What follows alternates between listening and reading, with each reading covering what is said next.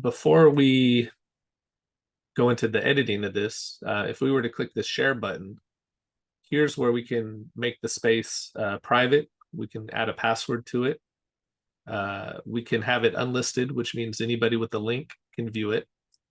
And we're still able to publish it to other sites via the Matterport add-ons, or we can make it public.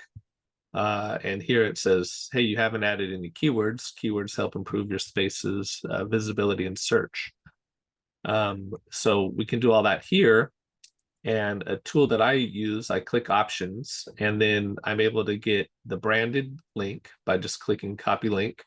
We can click unbranded and click copy link. Unbranded just leaves off all of the agent information or that banner.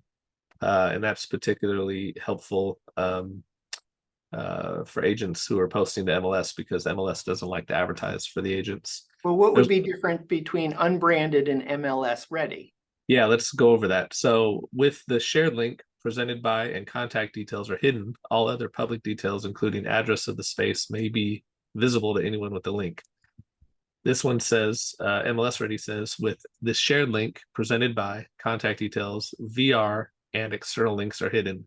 All other public details, including address, may be visible to anyone with the link. So it looks like they are just taking out the VR and external links from the MLS ready. So when I'm providing links to residential real estate tours to agents, I'll provide them the branded and the unbranded.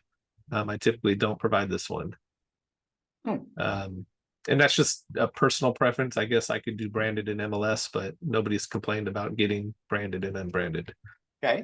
And then there's an embed code. So if you're going to put it on a website, you can click this and get an embed code that you can put on your website.